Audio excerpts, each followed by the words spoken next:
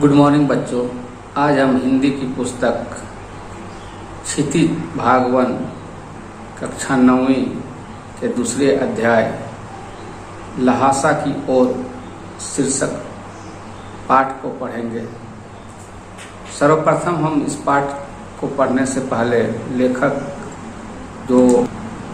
जिनका नाम राहुल सकृत्यानंद है उनके बारे में जानेंगे।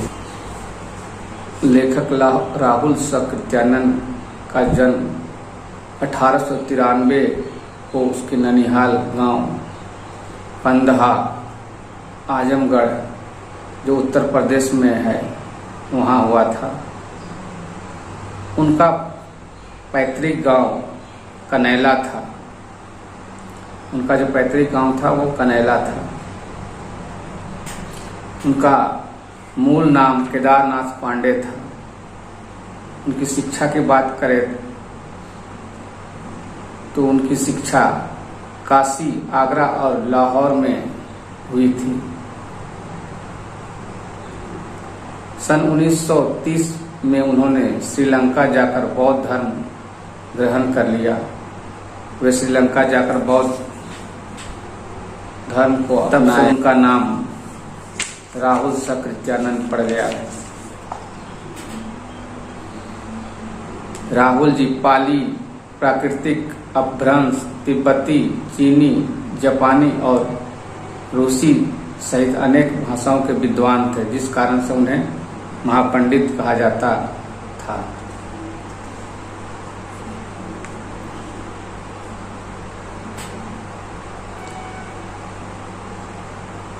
लेखक ने अनेक उपन्यास, कहानी, आत्मकथा, यात्रा वृत्तांत और जीवनी आदि विधाओं में साहित्य सृजन किया था। इसके साथ साथ उन्होंने अनेक ग्रंथों का अनुवाद हिंदी में किया था, जिसमें मेरी जीवन यात्रा, दर्शन दिग्दर्शन, 22वीं सदी, बोलगा से गंगा, भागो नहीं दुनिया को बदलो, दिमागी गुलाम, घुमक्कड़ सा शस्त्र इत्यादि प्रमुख थे। साहित्य के अलावा उन्होंने दर्शन, राजनीतिक और इतिहास, विज्ञान आदि में भी विभिन्न विषयों पर रचना की। उनके द्वारा लिखे गए करीब 150 पुस्तकें हैं। लेखक की बात करें तो वे घुमक्कड़ प्रवृत्ति के थे। इस पाठ में उन्होंने सन 1929 से 30 के बीच में नेपाल के रास्ते से तिब्बत की यात्रा की थी। उस यात्रा का वर्णन है। इस यात्रा के दौरान उन्होंने एक भिखमंगे का रूप धारण किया था। इस यात्रा के दौरान आने वाली कठिनाइयों का वर्णन उन्होंने इस पाठ के माध्यम से किया है। अभी का जो रास्ता फरी का त्रिटपोर नामक रास्ता उस समय नहीं था। व्यापार और सैनिक भी इसी रास्ते से आते जाते थे। उन्होंने यात्रा का वर्णन करते हुए कहा है, वहाँ जाति पाति किसी तरह की नहीं थी। औरतें अपने सिर पर पर्दा नहीं करती थी।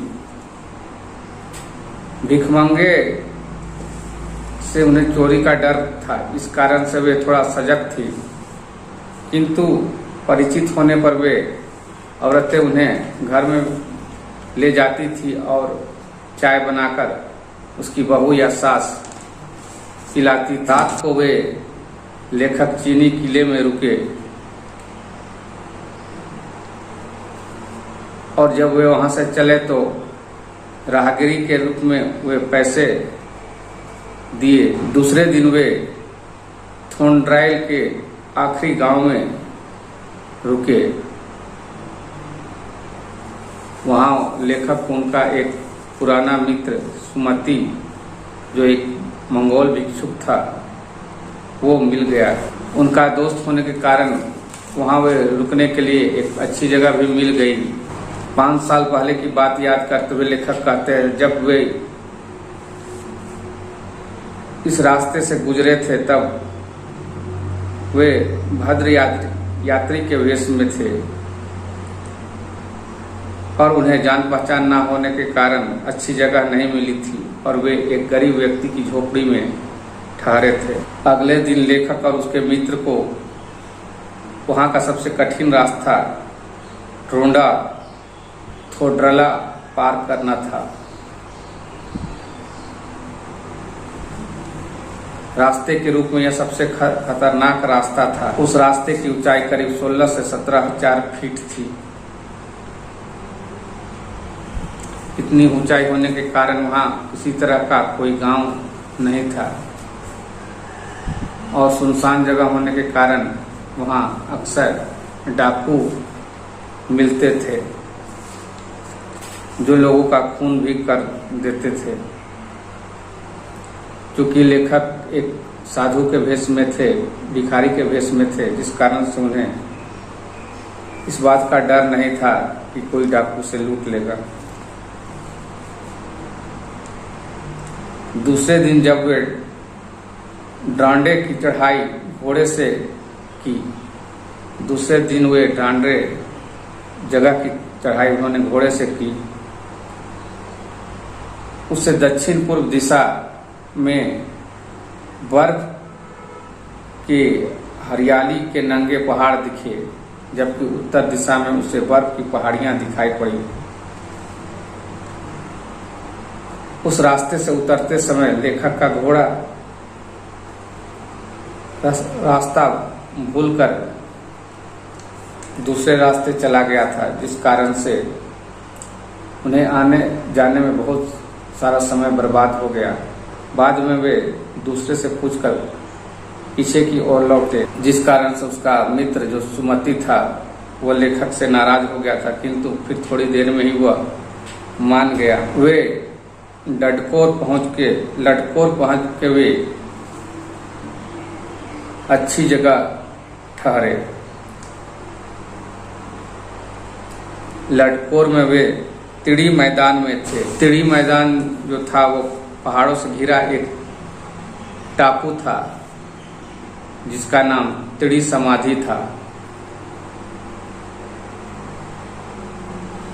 आसपास के गांव में लेखक के मित्र के बहुत सारे जान पहचान के लोग रहते थे, जिस कारण से वे उससे मिलना चाहते थे, लेकिन लेखक ने उनसे मिलने को मना किया।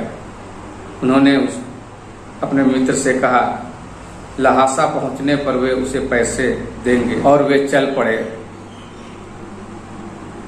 पहाड़ों पर कड़ी धूप होती है, जिसके कारण धूप उसके चेहरे पर लग रही थी और पीछे से ठंडी हवा आ रही थी। वे पीठ पे सामान लादे चले जा रहे थे।